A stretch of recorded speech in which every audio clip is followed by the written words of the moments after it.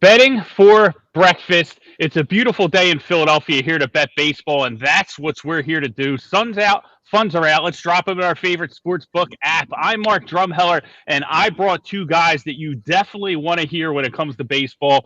Strongest edges out there. We're going to talk about everything: strategies, the game in itself, how we attack it, how we attack pitchers, how we attack different lineups, whether they're struggling or not. Very excited about today's episode. Dave, I'm going to start with you, man. We couldn't ask for a better day to talk baseball. It almost smells like baseball out here with the nice weather. We're starting to get in season, and I couldn't be more pumped up for the show today. Dude, it's great. I love talking baseball. You know, it's our pastime, right? It's our country's pastime. It's a sport that we all played growing up. We can all relate to it. Anyone can play the game. You don't need to be able to jump 10 feet. You know, it just need to throw and catch a ball. And I think, you know, baseball is just awesome. And, you know, you're getting a little energy in there. You're right. The weather's starting to break. You've had opening days in each of the little leagues. You're starting to see, you know, some good baseball out there. You're starting to really find what teams are good, what teams are bad, what teams are surprising. So we're right in that pocket, Drums. I agree. We're game 14 in for the Phillies today. They're sitting at 7-6. So, I mean, you're hitting the first half month stretch. So you're really starting to identify weaknesses and strengths. And I know we're going to get into that today, especially with my man Tech Money here. Can't wait, man. Listen, it's tailgating season, and it's tailgating weather. Love to see it. It's just beautiful out here. I can't get enough of it. I could do this show all day. And you're right, we did bring them in. We couldn't do a baseball episode without Tech Money. Listen, nobody's got a stronger edge. Listen, they talk about pine tar. They had to get that out of the game. They talk about the shift they want to get out of that game. You can put Tech Money run totals right in the mix with those two because they're trying to get him out the game. Some of these books aren't even offering them anymore. Tech, we're so glad to have you back today. No, thank you. It's an honor and privilege. And hey, look, that's too much of an introduction. I've just had experiences doing this for a long time. So it's all about avoiding landmines and making sure we're all seeing and growing together and making the right picks and just working that. We have MLB data going back to the 1800s. You have to be able to just use that to your advantage. And if you don't know how, that's what we're here to do, to talk about it and just help people out. Absolutely. It's going to be a lot of fun, man. And, you know, last year was weird almost in every sport. And I think with baseball in general, it's more of, you know, just taking a little time in the beginning to kind of figure out what kind of season it's going to be with the different nuances each year. But, you know, you speak to a great point is that even with those different nuances that we see each year, it's still the game. It's still tried and true. You're still putting, you know, you're still fielding a team. It still comes down to pitching, hitting, aggressive base running, all that stuff. And we have more data than ever to capitalize on that. And I think that's the thing. We were talking a little bit off air about this, and it's really such a great sport to watch, and it's a lot of fun to bet on, but you do have to put the work in. And that's really important. Yep, I agree. And the data's out there. The information's out there. One of the key sources many of you should be aware of, Fangraphs.com. I'm assuming they work with MLB.com. If not, I mean, they look like they do because you know, that's the source. So it's there. It's more of how to pull it. You know, I have a background in MIS, so I've worked with data. So for me, when you just throw a whole bunch of stuff on a screen for me, I just start seeing things and start plucking it around. That's not the case for a lot of people. So they might go to the site, get overwhelmed, and it's like, I'll never figure it out. But I do think with the amount of information that you have in front of you, there's a lot you can do with it. And if you just get concise and get it down, you can make some good decisions. That's a great segue there, Tech.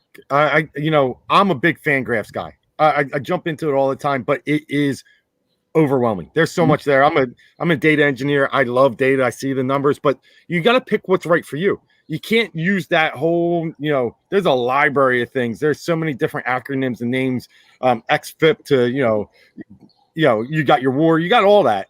Right. What's important to you and what can you identify as your strategy and leverage? And I think we'll get into that a little bit today. I can't take it all. There's too much. But I do like to focus on certain things. And the other one I like is Baseball Savant, just FYI. I really like how they break down the pitchers, his pitch type. I know Fangraphs does that, but it's a little bit better pictorial for me. So I kind of mix Fangraphs, a little bit MLB, ESPN, and this Baseball Savant, and I try and pull from all those. Yep.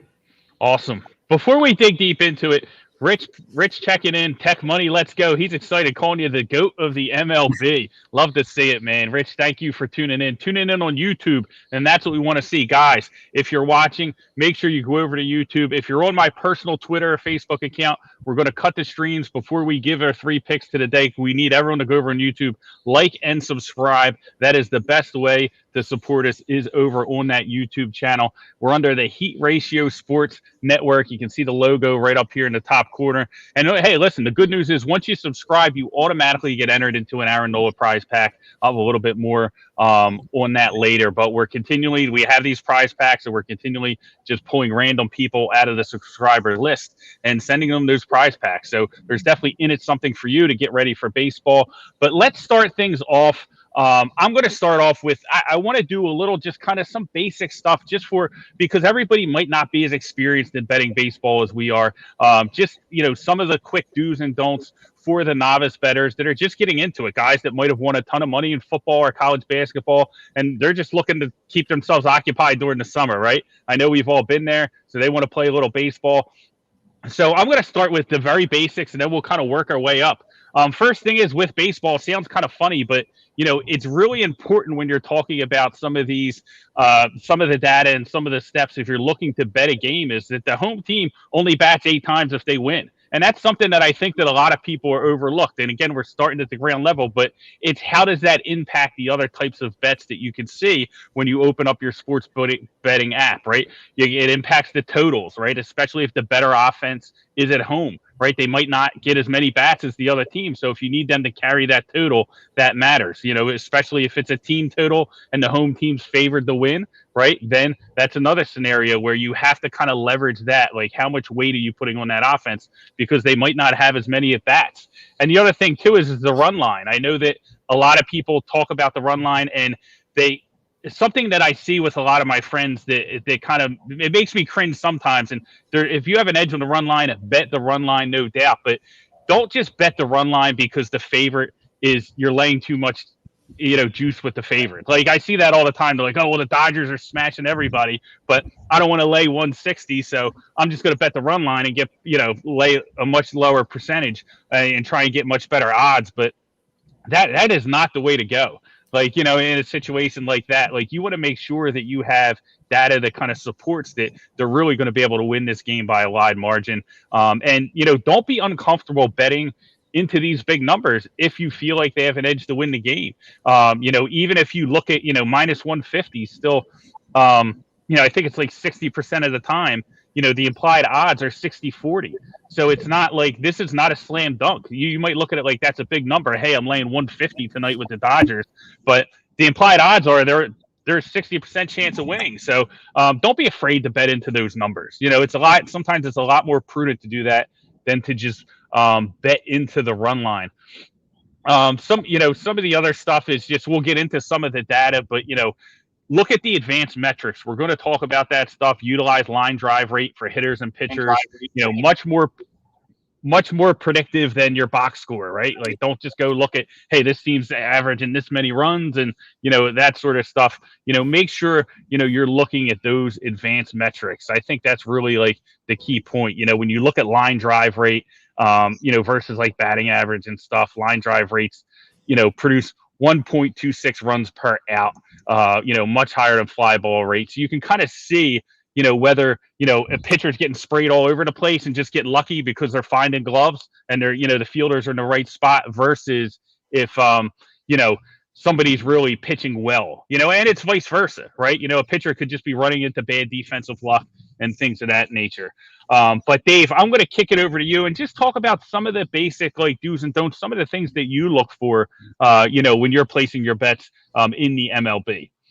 Hey, yeah, those are some great points, Drums, especially like introductory, and understand that home team advantage or disadvantage when you're looking at overs and unders is really important. Some of the other stuff, and we'll get into, look, I'm going to be honest, long term, to make money in the sport, you can't just tail the favorite. Not all the time. So say LA Dodgers, best team in baseball, 12-2 right now. You're making money off them, but they're on average minus 200 per night. Minus 200 means you got to win 2 out of every 3 games just to break even. That means you got to win those 2 games to get your 100, and then you lose one, you lose your 200. Now you're even after 3 games. 2 out of every 3 games winning in baseball over a stretch of 162 games gets you to about 110 wins. There's been 2 teams or 3 teams in baseball history that have won more than 110 games. So you just can't blindly follow the Dodgers and tag them every single game because you're not going to make money. You got to find advantages in areas when they might have a down day. Stay away. So pick your spots. I mean, the Dodgers are good. They're a great team to tail, but you can't just blindly do it. You got to find advantages and disadvantages. And one of the things we like to look at primarily is batting average splits against certain-handed pitching. I also like to look at what did the bullpen do the last 2-3 nights going into this game. You know, if you got a stretched out bullpen, you know you got to throw your starter more than 6 innings. They might leave him in there, you know, just to save their bullpen for the next day. They might be sacrificing that game if he gets hit around a little bit. So I'm looking at splits against certain styles of pitching. I'm looking at, you know, what their, you know, exit velocity and hard hit rate is against certain pitchers. And then I'm looking at the bullpens. What did they do over the past 3 days? So I'm really looking at that pitching batting matchup. Those are some of the things I go to Fangraphs and try and analyze each day. Yeah, I agree. And I love that. I'm just listening to you guys getting excited. And that's one of the key things that when I'm on Fangraphs, again, I built my core of what I want to do and how I want to attack from early years in playing fantasy baseball. So between 2012 and 2014. And I'll tell you how it went. I would just get crushed by people.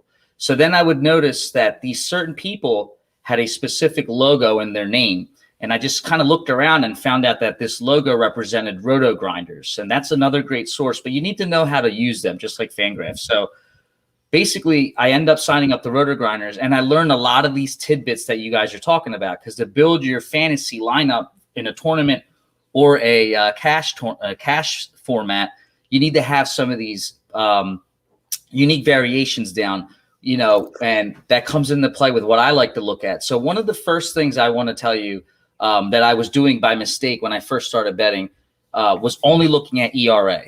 If I'm a new bettor coming out, like you guys said, if you made a lot of money in NBA in college and you've never bet baseball before, it's just easy for you to think, and I don't blame you to say, hey, Max Scherzer has a low ERA, he's good to go. You know, that's why he's 190. And you saw the game yesterday; they won 1-0 in the bottom of the ninth. It's not a lot of the favor. If you don't get the run support, and we're going to get into that, it's a problem. So I would never look at ERA. I wish I knew that from day one, but that's how you learn. And again, to quicken this up, it's coming out of the DFS world, out of roto grinders, coming into the betting world, and then realizing, wait a second, if I take what I know from doing well in DFS by the end of it and putting it together and finding the angles that they actually end up working out a lot. So again, I just don't look at ERA. So what got me into things to kind of speed it up is I started looking more into obviously the walk percentage, but by pitch, by per pitch. So walk percentage, ground ball percentage, and hard contact percentage. And that's kind of what I like to call the trifecta, where when you get a combination of that 3, you're going to get basically a technical setup, we'll call it, where a pitcher's giving up a lot of walks, the ball doesn't stay on the ground, and the hard contact's up. So that doesn't guarantee a home run, but what it means is the power is giving that ball distance. So even if it's a hard contact hit ball out, you have men that are already on base that were walked. They have a chance to advance. You could even have sacrifice RBIs. You get good, strong hits, or you get a home run. So the key thing that I've got out was don't look at ERA. Start looking at more of the technicals to start seeing the game in your brain.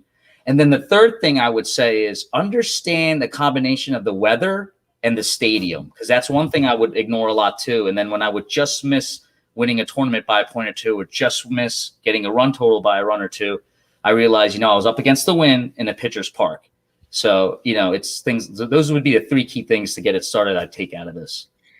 I love that wind talk, and I'll just give an example. The other day, I bet the Milwaukee Brewers and the Cubs. Found a wind blowing out 12 miles an hour to right center field. You got a right-hander pitching for Chicago, high fly ball rate. Left-hander pitching for Milwaukee and Brian Anderson, high ground ball rate. What happened? Chicago actually hit the homers off the ground ball. Pitcher ended up winning 5-3, but I felt like I analyzed. I had it down on the right side. Just sometimes baseball flips that way. Next time out, what happens? The righty from Chicago lets up 3 homers. So you're right. That wind direction is important. If it doesn't work one time, though, stick with it. You had the right thoughts.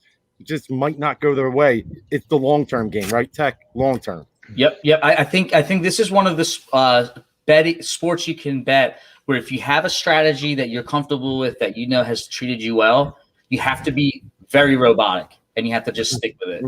Because again, you're comfortable with it and it's worked well for you. So then you have to be robotic. The minute you take off of it, we have a scenario. And that brings me into last night. I was loving the Reds team total over, but I was also wanting to use the Nationals, not because Scherzer was on, but more because I saw Widener was pitching and then basically the bullpen coming in. So I wanted to stick to my rules, and the rules on the spreadsheet just clearly said go at Widener. But I knew that the pitcher the Reds were going to be facing, even though all the categories didn't stick out on a low sample size, I still knew that would have worked. And what happened was I didn't bet the Reds. Folks did, and they won. That's beautiful. And I take the Nationals, and I ended up taking -1, like Mark.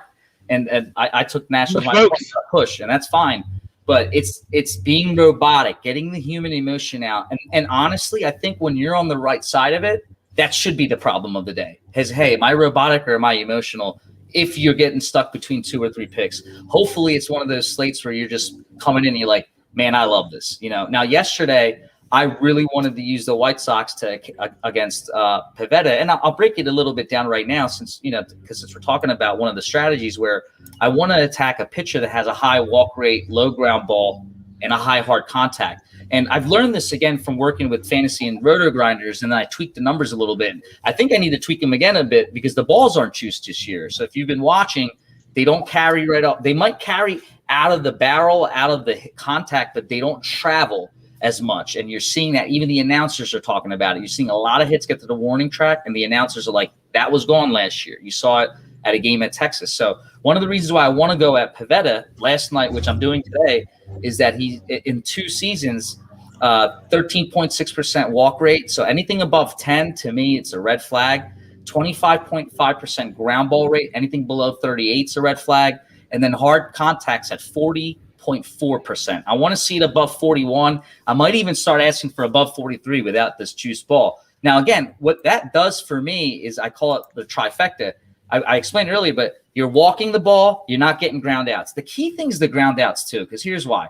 I've tried to win my bets in the past against ground ball pitchers, and you might get a man on first, maybe even a man on second, no outs, and you're excited. You're like, okay, I'm looking good. And then you got a grounder, maybe just a tap, that's a single, or even a double play, maybe even a triple. I've had that happen when maybe Lance McCullers maybe might have done it to me, but definitely the ground ball pitchers will hurt you. So I am very robotic to sticking with those 3 categories. And if you even see times where Reds were obvious, that was obvious. There's probably a category in my chart that just didn't stick out, even though I know that's a small sample size. It's about to change. That's not real, but I'm just so robotic and used to sticking to, I have to see what I see to pick it. That's why I didn't end up taking the Reds. But to give you an example, that's why I like going against Pivetta today. And then you get the Boston bullpen. So, and one thing I want to mention, and I got to get better at this, is what you guys mentioned was understanding the bullpen. That is critical. It's critical because you can be up in a game 3-4-0, 5-0. I think we were up in the Twins game a bet earlier this week where we bet the Twins to win, if I'm not mistaken. Yeah, Twins money line. We're up 3-0 the whole game. I believe they let up 3 runs in the 8th, and then we ended up winning the game, if I'm not mistaken, by 1 run. But again, if you just don't have much idea of the bullpen, you can put yourself in a bad spot. And it's going to make you just not want to bet baseball. And what I'm trying to say to people is there's so much data here that you should all be able to build some sort of strategy that benefits you and go on attack mode if you stay robotic to it. Yeah, I definitely think you're right on the money there, Tech. And that's the important thing that a lot of people, I think, struggle with is kind of taking the emotion out of it. And I always say, man, it's not about the players on the battlefield. It's about the numbers in the data fields. And that's really the difference. When it comes to sports betting, it's all about the numbers. It's all about, hey, listen, this is -110. I got to win this bet, 53% of the time in order to break even. You have to know what numbers you're betting. And more importantly, you brought up a great thing when you're talking about the wind and you're talking about these different variances that can happen within any game.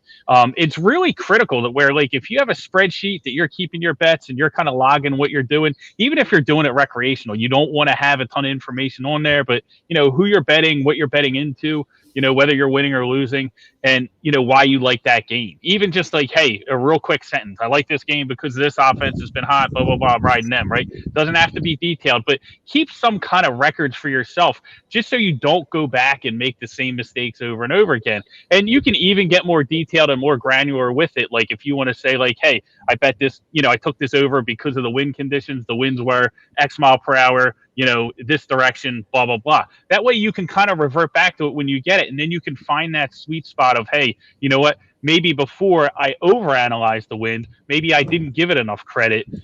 This time around, I'm going to approach it this way, that sort of thing. So, like record keeping and just keeping notes for yourself of kind of what you're betting into and how you do it kind of helps you stay more robotic, as you spoke about. I mean, Dave, wouldn't you agree with that? Like you can't just go out and just be firing off bets every day if you really want to have fun. And listen, winning's fun. It's a lot more fun betting winning than it is losing. You have to kind of keep track of what you're doing, even if you're not doing it on maybe every single bet, but especially if you're betting into a situation that has a lot of variance, at least make some kind of quick note for yourself as far as what you're doing.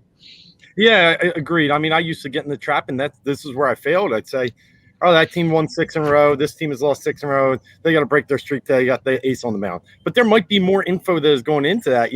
What is, again, I talk about bullpens, and I know Tech has too. It's important to me to know what has transcribed the past 2-3 days to know why they've lost or why they're winning certain ways. You would just blindly push the buttons before because it's fun, right? But I try and make notes on every single game. And then when I get finally down to 2 or 3 games that I have the most confidence in based upon this data I just kind of pulled through, that's the ones I hit. So I just can't press it blindly, even though I want it looks juicy. I got to at least write some stuff down and convince myself it's juicy. I agree. Yeah, because go ahead, Tech. Sorry, Mike. I was actually going to bring up something that's important to me because I've lost a lot of money doing this because we're talking about staying with notes, and it's like a mental note. It's a note everywhere, and I've talked about it maybe a few times this year. But give you a true example.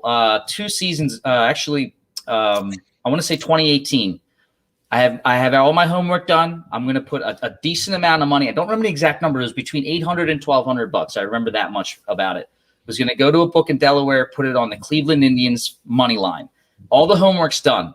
I get down there, real good friend of mine. So I'm not blaming him, but a real good friend of mine gives me a call as I'm pulling in the parking lot. Says, hey, Lonnie Chisenhall's out. It was him or it was Lindor, one or the other, can't remember. I immediately freaked out. So now I'm walking in the book. I know what I was going to bet. I pivot to something else. Now, you guys are going to laugh. I pivot to Gio Gonzalez in the Washington Nationals because I listened to some podcasts, and I'm convinced that he's going to go like a one-hitter. He got rocked. I lost my money. Indians won. So the learning lesson is there.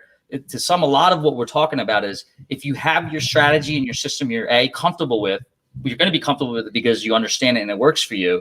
That means that you need to be robotic to it. If I was robotic that day, it doesn't matter. Now, someone can say, oh, that's easily said in hindsight, but it's not. So today, Pivetta, if you take a look, Pivetta to the lefties is giving up 340, to the righties is giving up 393. I believe that's looking at a quick stat for the last 2 years. So I don't care if Mike's in, Joe's in, Tom's in. It doesn't matter to me. He's giving up a good lefty and a righty. And at the end of the day, this is a major league ball club. They have enough people to choose from between AA, AAA, single A, that if Mike, Tom, or Larry wasn't going to hit just well enough maybe to be trusted in that position, you got to give it some trust. So trust your stats, your angles, and the metrics because they do work a lot. You might get thrown into a trap or pivots lose. And whenever I pivot to another bet, and that's one thing, they lose. So one of the number one notes I have going back the last 3 years is stick to the process and don't worry about the names. I agree. Yeah, go ahead, Drums. I was just going to say that, yeah, definitely, because there's always going to be variance. So, like, your process can be right. You could handicap the game perfectly. Everything could go as planned, and you could still end up losing. Like, it's not, the bet that you're making is, you're looking at the implied odds, and you're saying that, hey, I think there's a better chance. I think there's an edge here. If, it's minus 150 and the odds are 60-40, you might think, hey, I think this bet is better than 60% chance of cashing, so I'm going to fire away on it. And just because a bet loses Doesn't mean you didn't handicap it right, and it doesn't mean, that it wasn't the right side. You just didn't get that result because the game can go 1,000 different ways. You know what I mean? And that's kind of like the main thing. So always stick to your process. I agree with that 100%. And more times out of not, you're going to get the right result if your edge is sound in that situation. Wouldn't you agree, Dave?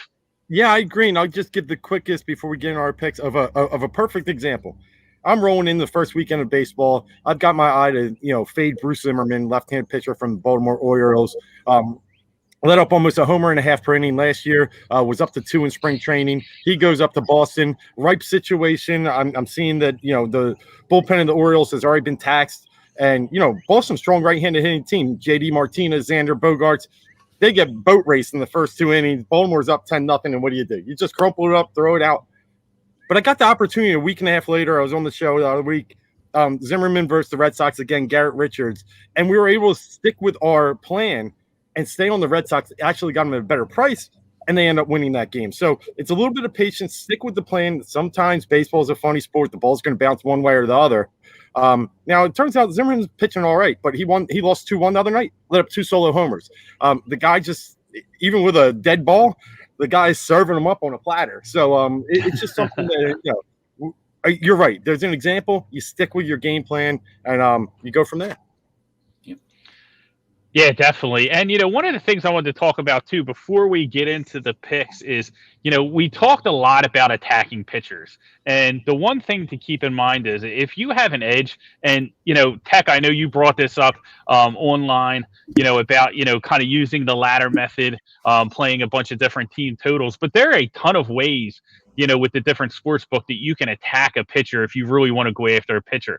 You can look at team to score in the first inning. You can look at, team to score first in the game. You can use those laddering methods where you're taking the over 3.5, 4, 4.5, 5, those situations. You can play the total. You can play the team total. You can play the first 3 innings total. You can play the first 5 innings total for the specific team. So there's several ways to where if you think you have a definitive edge and you can really take advantage of a pitcher, you think he's going to be serving it up, you did your homework, the data, you're showing his line drive rates out of control, there's a lot of defensive luck going into it, and you think it's the perfect time to jump on it, you can hit it a bunch of different ways and be really profitable. Now, of course, if you don't get the result you want, it goes the other way, right? You're going to lose all those bets, but it gives you an opportunity to kind of really attack it in different layers. And I think that's something really important for people to understand, because even if you don't want to put bets on all those different methods, it gives you options on how you want to attack that pitcher, right? Like you might not, hey, just because I don't like a pitcher, I might not have to play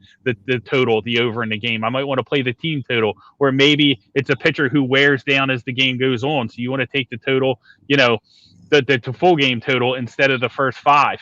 Different ways to attack a pitcher. There's a ton of options, and I think a lot of people don't know that. They just think they just want to play the standard totals in the game.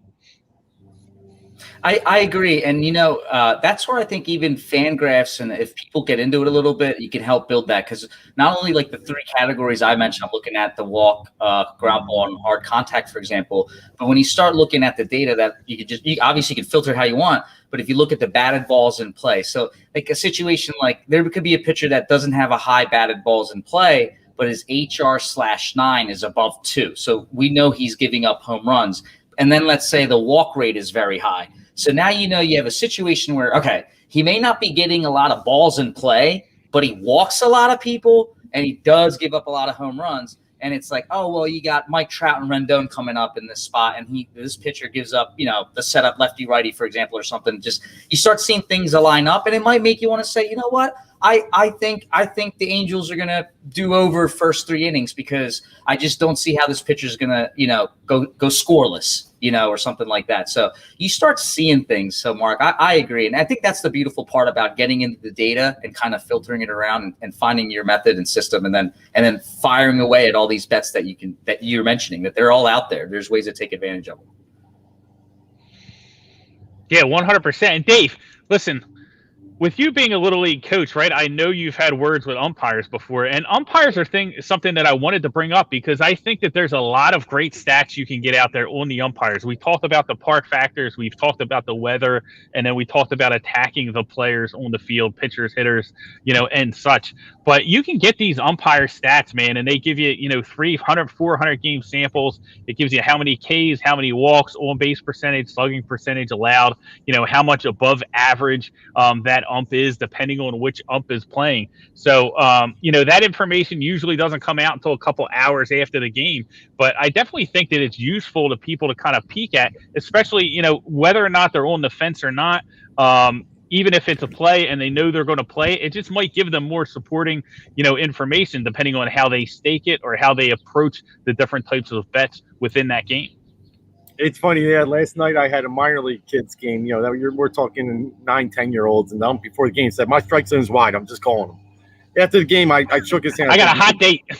Yeah, but I was like, "You did great. That's what we want. We want to teach the kids swinging, make it wide." I got squeezed the first game. And I'm like, dude, anyway. So it is important. A guy out there, Laz Diaz, when he's umping, and when I look at umpire matchups, I look at team totals and I look at totals in the game because they can open up the strike zone. We're going to sit here and get a low number. You're going to see a lot more ring ups. But if it's tight and you're wearing down pitchers and you get more arms in there and you get more guys on base, it gives your chances to hit that over a little better. So, yes, I do look at that for sure. Yeah, I definitely. It's something I started utilizing, and I definitely think that it's helpful. And you can utilize it on K props, right? You can utilize it on the pitchers. Strikeout props you can get now. They're a lot of fun, right? You don't have to bet on a winner or loser. You can just bet on the ump ringing them up. And there's nothing more fun than when you're on the border of that K prop. You need one more strikeout, and that strikeout comes, man, and you just let it rip right from the couch. And it feels good, man. It's like money in your pocket. So I like the K props are a lot of fun, man. Like I think that's a different way to approach it as well. But let's get into some of our picks. Unless you guys have any more information to kind of give out, I want to get into. I only have one play for baseball before we get into our three picks. But let's get into our baseball picks. If we got anything in the holster today, Dave, I'm going to start with you. Yeah, I'm going to give a handful out, which will be included in the 3-pack as well. But I'll give one since we're talking baseball now that I've just been eyeing up, and I'm set on the Tampa Bay Rays today. They got their ace going, Tyler Glasnow, who is the owner of right now a .46 ERA and .5 WHIP. Letting one base runner on every 2 innings. He's in his 2 wins. They won the game 1-0. He's had when he knows he has to dial it up and stick to it. He's been pitching lights out, and he's got a decent career record against the Yankees. He's 1-2 overall with a .370 ERA, but he's got 36 strikeouts in 24 innings. He's only let up 2 homers, and in fact, over those 24 innings, in fact, the wind's blowing in a little bit to Yankee Stadium, 11 miles per hour back in. So from that standpoint, I think he's going to shut down that offense. I think his power pitching matches up. The Yankees struck out a ton. I think he matches up real well. But I talked about the 1-0 games that he's won, so I got to look at the other side too, and that's where you get Jordan Montgomery, a left-handed pitcher. Tampa's 15th overall hitting left-handed pitching, batting .250, respectable. But they're also 2-1 against Jordan Montgomery, and he's had a 5.5 ERA against them. So I have confidence that the Rays can put up a couple more than one. And if they can do that, I feel like Glasnow is the guy that can close this out, go 7 deep, if not more. So I'm liking the Rays today. It's pretty much a pick 'em. You can get 105 some areas, 110 others. So Rays are one of my picks today based upon the fact that I think it's a good matchup for Tampa. They're not a high-scoring team. They're not a high-run team, but they've hit Jordan Montgomery, and they're decent against left-hand pitching. Yeah, Glasnow is just a great pitcher to back. I'm going to go next, and I'm going to fire off. I'm going to take advantage of the Chicago Cubs today. I got the Braves at -120 against the Cubs today, and really this is just a pitching matchup I wanted to attack. The Braves rolling out Huascar Ynoa, young kid, 23 years old, plus stuff, had 10 Ks his last outing in 6 innings. Fastball increased the velocity this year up to 96. He's got an 85-mile-per-hour slider. It's going to have you looking like you're swatting flies out there. I mean, this kid only has 2 pitches, needs to work on the changeup, really needs to get a third pitch, but is pitching very well. Like I said, 10 Ks last outing, and the Cubs, they can't hit a beach ball. We know the deal with the Cubs, right? Lineup not doing very well. They lead Major League Baseball in K percentage, and it's been worse over the last 3 games, 31%. So I think that this is a game for the Braves to win. Lay the points. It's a pitching matchup that you can take advantage of. When we look at the umps, right, Jeff Nelson behind home plate, 20% K percentage, almost a full K above the average, 0.98. So I think the Braves are going to have a lot of success here against the Cubs. I just got them on the money line, minus 120. So that's my play for baseball today. Tech, what do you got? So I'm attacking one game, and so there's an official play I did that I shared. It's the Chicago White Sox team total over 3.5, because that for me is available at BetMGM. So if you're in a state that has BetMGM, I suggest that at minus 145. Now, if you're getting 4.5, I just want to mention one thing. I actually like the team total over in this game, because I think Pivetta, even though he can strike people out, if you look at the metrics, the White Sox are about 22 to 23%. Anything near 20 and lower, I'm okay with. But the White Sox get walked a lot, too, at 11.8%. And we talked about Pivetta, that trifecta we want to attack. And then Boston's bullpen, we know, overall should be attackable every night. So that's why I like the team totals with the White Sox. Now, we've had issues with the cold weather and temperature and the wind. So if you're getting only the 4.5, I still like it, but just be aware that it's not like last season, and we're not getting that ball that's as juiced as we've seen. But I still think it's approachable. I think the White Sox, with the power they have a very high on-base percentage, a very high WOBA, and like I said, the walk rate's there. So I think there's a recipe for disaster setting up against Boston. Now, one more I can give you also in that game is I'm all about buying points right now, so I'm going to call it pay for juice, since they took the juice out the ball. I like the over at that game. So over 8 or over 8.5. I'm seeing over 8 at minus 155, 8.5 at minus 130. I'm assuming the books are doing 9 then. I think if you're okay with paying juice, over 8, 8.5 is good, because Boston is hitting the ball much better than where they maybe started the season. And Dylan Cease is someone that you can attack. Now, even just going over some of Cease's numbers in 2 seasons, he's not striking people out, 17.9%. That's worrisome. He's walking 13.5. He's ground ball 28. And even his hard contact, we want to see it a little bit higher, but his HR per 9's up at 1.73. So to sum it up, I think there's a game outside of the weather and the temperature. I think we have a setup for over game at Chicago at Boston. So I like, again, the team total over 3.5. And if you can get 4.5, I slightly like that too. And I do like the over of the official game there. Awesome. Love it, man. I'm on that one as well, man. You gave that one. I got the sneak pick before the show. I was able to punch that in at BetMGM. So I'm excited with that one, on the Braves, on that White Sox team total over. Now I got to punch in the Rays too. Glasgow, definitely a great pitcher to back in that situation. Dave, do you have anything else on the diamond, or do you want to get into our 3-packs? Yeah, let's get in. I got 2 more on the diamond that I'll release during the 3-packs. All right, perfect. So real quick, guys, we appreciate everybody tuning in. If you have any questions for Tech Money, dude, hit us in the comments, but do it over at YouTube. We're going to cut the streams on my personal account on Twitter and Facebook. So YouTube is really where you want to watch us. Go to YouTube, drop them in the comments. We'll get Tech to answer your questions while we go over our 3 best plays. We're going to do them across all sports.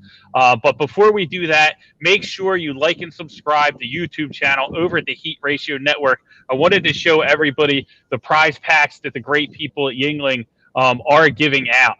So this is the prize pack. Aaron Nola, the Phillies. Even if you're not a Phillies fan, you got to love this. I think it's tremendous. You get the beer, you get the baseball, you get everything there. You get the support, the good people at not only Yingling, but us at Heat Ratio Sports Network. We got a ton of great shows. It's not just betting. We have a Sixers show if you're local, like Philadelphia, half court Heat that we do. We have a ton of different shows on Heat Ratio Sports Network. So when you subscribe, you get them all. We do Flyer and Ice. We do hockey. We do everything. Fantasy, Tony Cotillo does the fantasy firebox, and that goes across all sports. He's just nailing everything baseball right now. So make sure you subscribe over at our YouTube channel, Heat Ratio Sports, and like and drop us some comments, man. We want to hear from you. If you got any, questions for Tech Money on your plays today, put them right there in the comments. But Dave, let's get over to our 3-packs. I'm going to let you start it off. These are our 3 best plays across all sports. Everything's on the board. Dave, let's fire off with number 1. Yeah, number 1 for me is going to be a team total. Well, not a team total, a game total under. I'm looking at and it goes off at about 1 o'clock today. I think it's afternoon game. Yeah, Oakland and Detroit.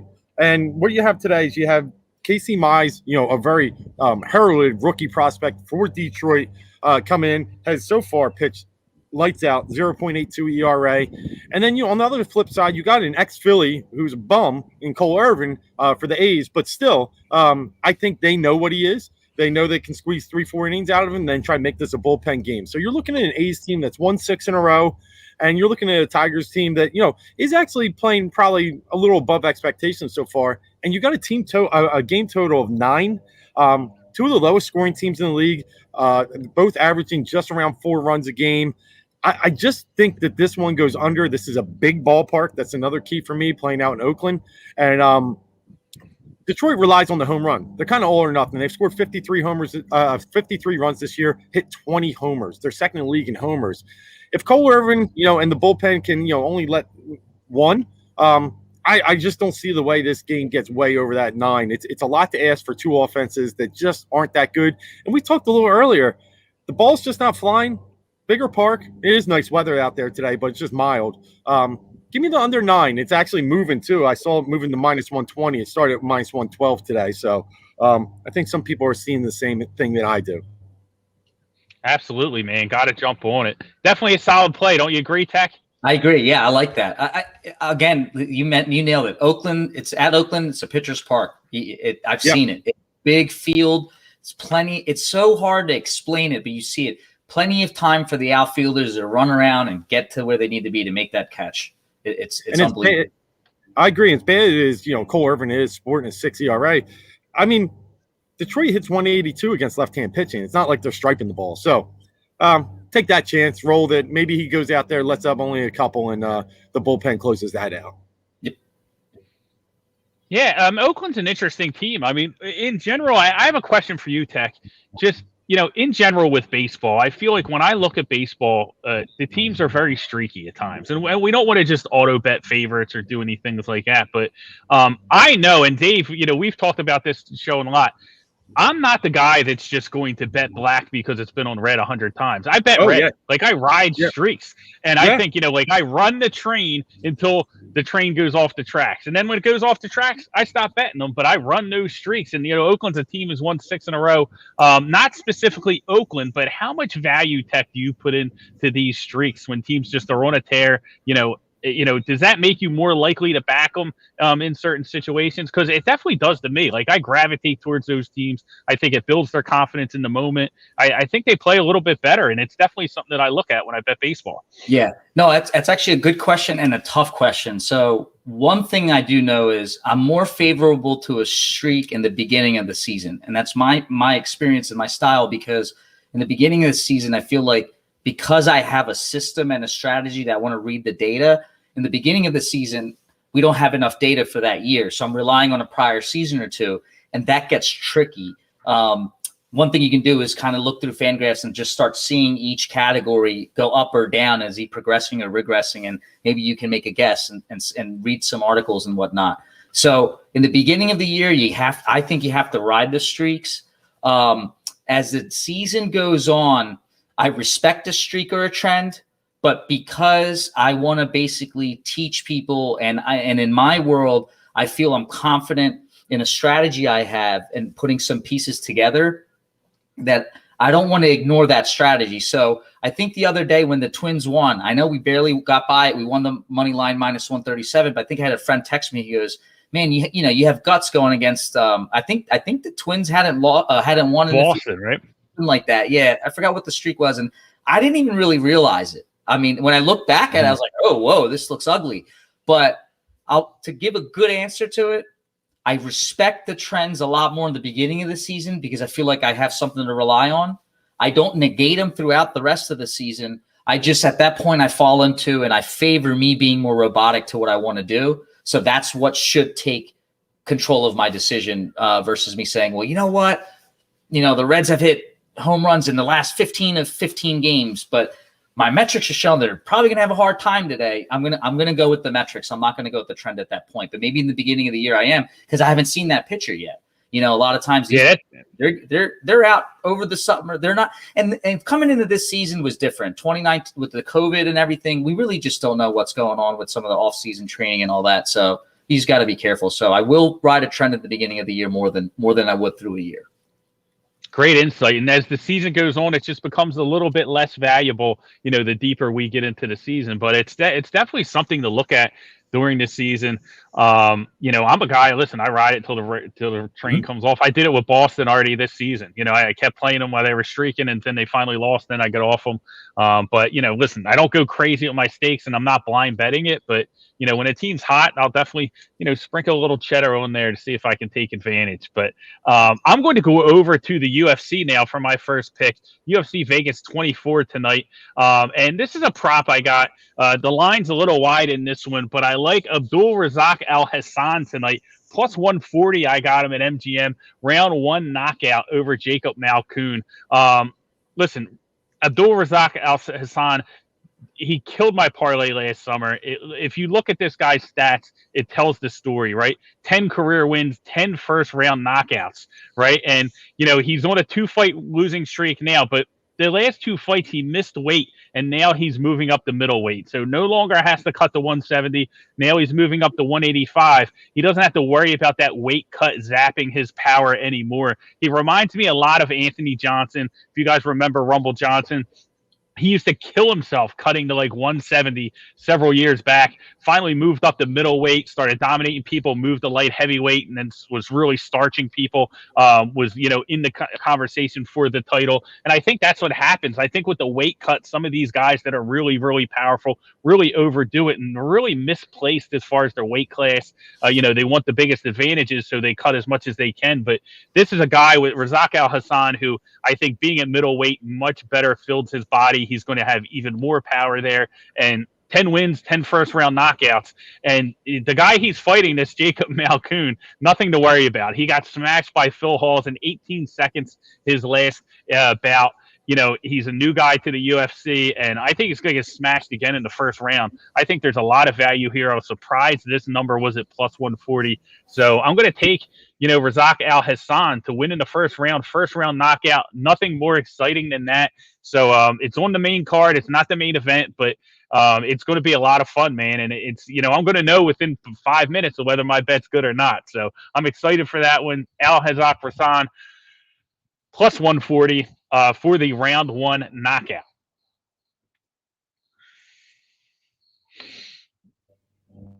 Dave, what do you got for your second one? You there? Yeah, nice pick, buddy. Nice pick. Yeah. So, hey, I'm going to go the hardwood NBA. I'm eyeing up one game. I'm looking at the Bucks and Grizzlies tonight.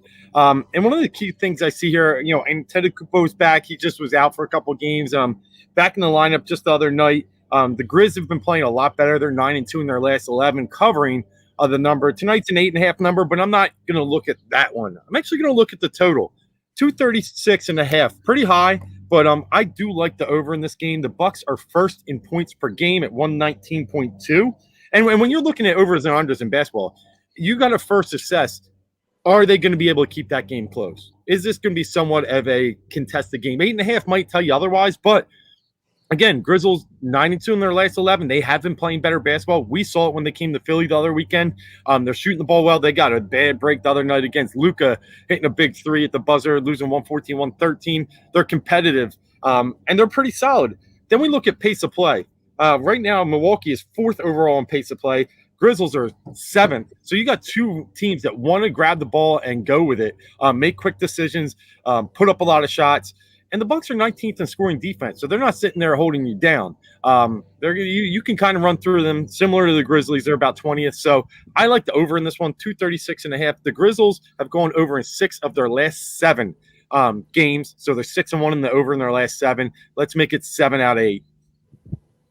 Absolutely outstanding. It's a little hard with, and there's no more fun than rooting for the over, right? Like, Oh yeah. so I love that spot there. I think that's definitely something that I'm going to punch in as well. Give me a little NBA action today. I'm very confident we'll get to the window based on that analysis with that one. My second one, I'm going to go with FCS College Football, my arch nemesis all year. Listen, we are getting towards playoff Sunday, the playoffs here. This is the last week. Tomorrow, Selection Sunday, they're going to pick the 6 at-large bids. We're going to find out today more about who's going to be the automatic qualifiers for the conference winners. Lots of big matchups today. But the game that I'm looking at, which has a ton of implications, is number 1 James Madison against number 11 Richmond. James Madison at home laying 12.5 to the Richmond Spiders. I love the 12.5. Give me all the 12.5. I actually think Richmond can win this game outright. I think James Madison is a little overvalued this year. They've only played 4 games. They really haven't played a lot of tough competition, and they've had a little bit of issues at quarterback. They struggled when we look at common opponents. They struggled with Elon. They only won by a field goal. Richmond beat Elon twice, scoring 30-plus in each game.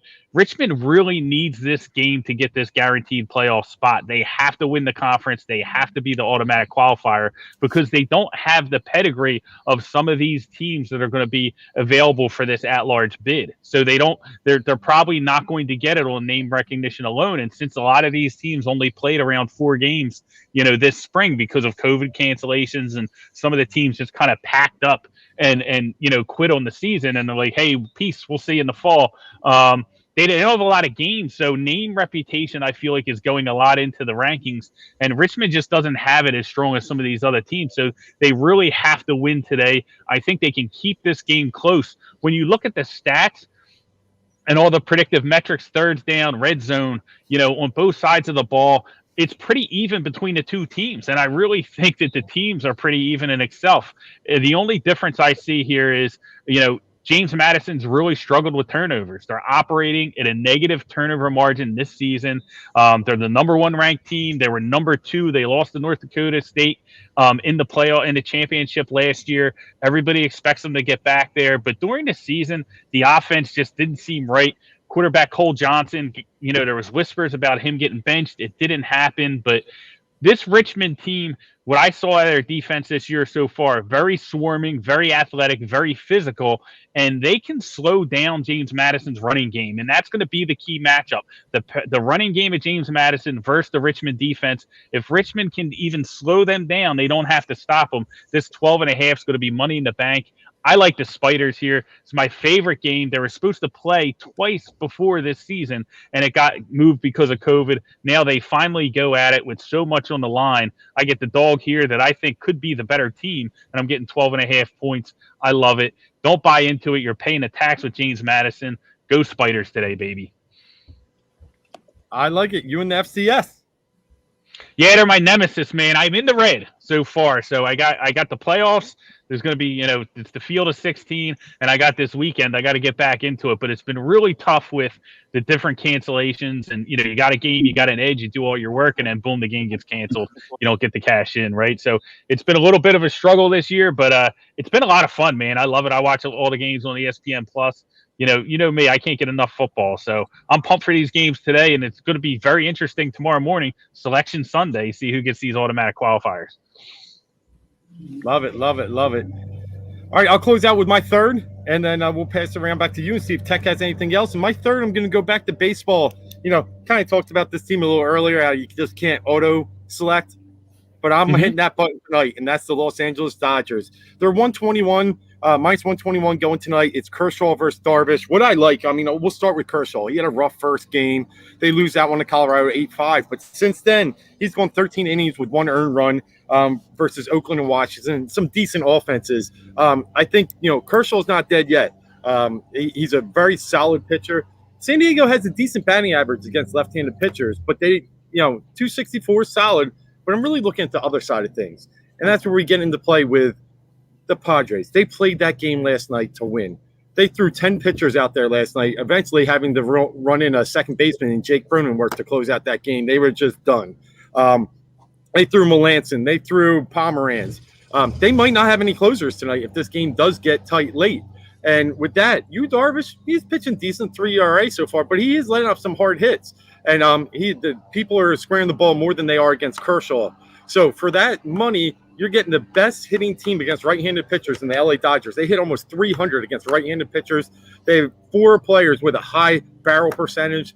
I think they're going to score on you tonight, and I just don't think San Diego is going to have that bullpen to really combat any late challenges they might want to have. So I like the Dodgers minus the 121. I just think it's a good situation based upon how much San Diego put into that game last night.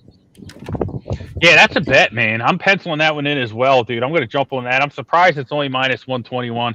I love it. I'll bet right into that minus 121. The hell with the run line. I'm going to take on the win. Had them last night. Again, riding the streak. 7 in a row, the Dodgers. They're just annihilating everybody. If they're going to keep winning, I'm going to keep making money. I mean, that's really the way I see it with this team. They're extremely dominating so far this season. Everybody expected them to be dominating this year, so I don't know why they're not betting them. It seems pretty easy to me. Let's get this cash, this Dodgers money. And listen, you guys listen, we appreciate you all. Thank you so much. We got a lot of people on YouTube right now. We're going to be wrapping up soon, so if you got anything for Tech Money, throw it in the comments. Any questions on your plays today? We want to make sure that everybody ends the day in the green, makes a lot of money. It's just too nice out. We're going to have some drinks. We're going to watch some sports. We got so much going on. It's going to be a lot of fun. I'm going to wrap up my 3-pack with the Clown Show, Jake Paul and Ben Askren boxing tonight. But listen, hey, it's open on the books, and I think there are edges here when I look at this. Jake Paul minus 177 against Ben Askren. We got a YouTuber who just started boxing, a couple years ago, 2 years ago or whatnot. And then we got Ben Askren. And I think a lot of people look at Askren, they say, hey, he's an MMA fighter. It's combat sports. This guy's on YouTube.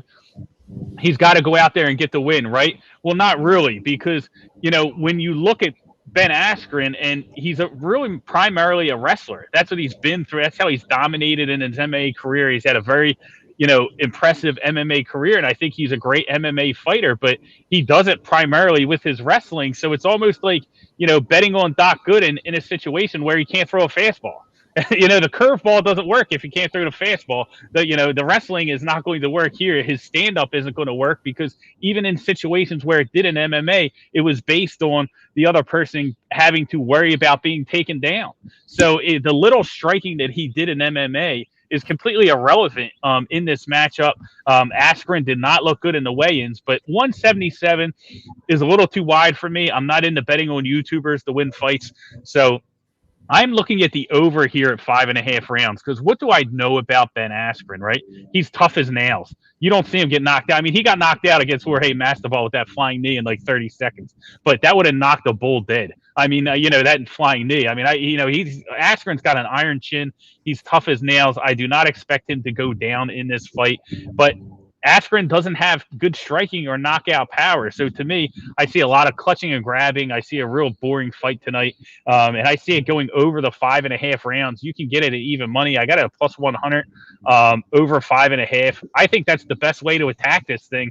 And I think that there's a serious edge here. I don't see any way Jake Paul knocks out Ben Askren. I don't see any way Ben Askren knocks out Jake Paul. So over 5.5 sounds like money in the bank. If you want to get really aggressive, you can play the distance. I think it's like plus 140.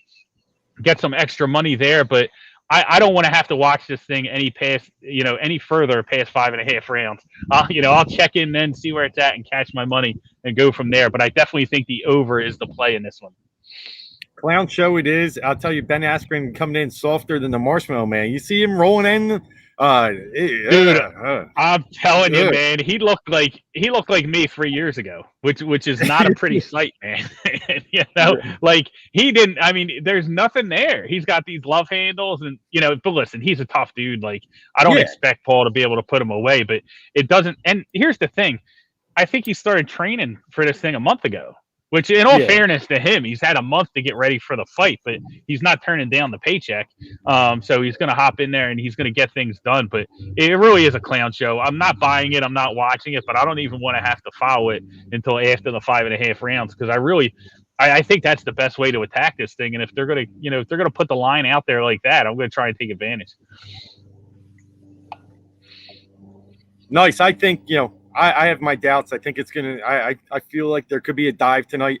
There's this Paul is trying to make money. He's trying to call people out. He's trying to generate things. He has money, obviously. Ashgren doesn't quite have that. So I'll have my doubts in the outcome no matter what. So I like, if I'm going to take anything, I love the idea. Just riding a long fight. That I'm on that side. I'll take that. Yeah, absolutely. Absolutely. So listen, dude, this was awesome. We're up against an hour. I mean, this is a tremendous show. I think we gave out a ton of actionable information. When we're talking about baseball, we're talking about the different ways you can attack it, all the different variances of, what you want to look at, all the different factors, park factors, ump factors, pitching stats, hitting stats, Fangraphs, all the websites you can go to get that information. Tech, I want to thank you so much for joining us, man. It's been tremendous being able to have you on the show to talk some baseball. It's going to be a long summer. We're definitely going to have to do it again. Tell everybody real quick, if you have any parting thoughts, give them out now to the audience, and also tell them where they can follow you, but not only you, but where they can get the trifecta MLB picks that you're giving out every day, with the videos, with the analysis that goes along with those picks. Yeah, first of all, thanks for having me. I love it. So I can't wait to do it again, talk some more baseball. That's the best part about it. I will throw one more in there. I do, and if you've been following me this week, you're going to start laughing, but I think the Nats bats could wake up today, hopefully. But I like the over in that game. I like over 8. I just saw it. Over 8's 140. Some books is 150. Again, I'm paying up juice this year because the ball's not juiced, so I will pay off the hook. I think the Luke Weaver versus Fetty situation, I think that could generate some runs in today, especially with a 1-0 game yesterday. So I like that one. And the let me ask you about that one, because I've been against Luke Weaver. He threw in that shortened season last season, he had like almost a 7 ERA, and now he's showed back up to his 2019 form. And is it real? Is it sustainable? Have you seen anything in those numbers? I mean, he's got a 2 ERA right now, but I just keep going back to last year and how he was serving up gopher balls. I feel like it's got to come back to regression a little bit, right? Yeah, regression's my favorite word in anything. It's like if I could marry a word, I'd marry regression, because of baseball. Like it's absurd. And like you saw that with the Reds a little bit. They came up to the plate, started bashing the first so many games, started seeing it pull back, because you can't just hold those numbers that high. We have stats going back to the 1800s. We know those numbers don't hold that high. So I'm not saying it's going to happen, but Luke Weaver, I think, is susceptible to regression and then seeing more of that, exploiting that hard contact being given up. And when you got guys like Soto, Schwarber, Bell, I know they're just getting their pieces together. I think they've only had the full lineup now. Maybe this is the 3rd game, maybe 4th game, I think. So this could be the one where they put up a lot more than the other team for once. But I like the setup here for both offenses. No, I think to answer your question, I think we would need to see more of Luke doing what we see here. But till then, I got a favorite regression. Yeah, I think you have to attack. I like it. Awesome. And listen, you can get money at TKMUNNEE. And if you follow me there, you can look in my profile. I have the other account. It's free. You just have to follow it. But that's also at Tech Money, TRIMLB. So at Tech Money Try MLB. But you'll be able to find me if you follow one of them. Awesome. I love the videos, man. I love how you pull the stats up that you're looking at. You break it down for the viewers. Definitely worth your time if you're betting MLB action. There's a lot of money to be made this summer, man, and we are definitely here for it. Can't wait to have you back again, Tech. Dave, any parting thoughts for the people before we get out of here so we can start pouring some drinks, relaxing, watching some sports like we were born to do? Oh, I'm so fired up. This was awesome talk. It's like talking, it geeks me out, man. I love it. I can't wait to go coach a game and then watch these games too. I'm fired up for today. Thanks, Tech, for coming. No, you're not placing any wagers on the game you're coaching, right? No Little League bets today? No Little League. Just hot dogs. Little side prop with the kid. Can't do it. You might have the umps down on that league too, right? I got it down.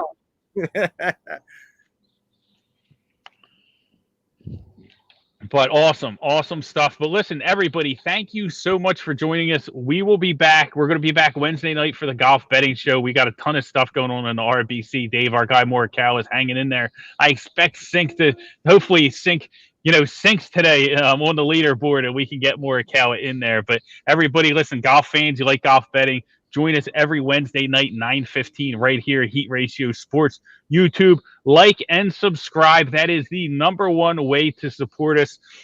And we will be back next Saturday. Lots to go over. NFL draft is approaching. So we're going to be in here. We're going to be talking some NFL draft, FCS college football playoffs, NBA, NHL, MLB, anything you can bet on. We are attacking. Guarantee it. Hopefully everybody cashes in today. We appreciate you tuning in.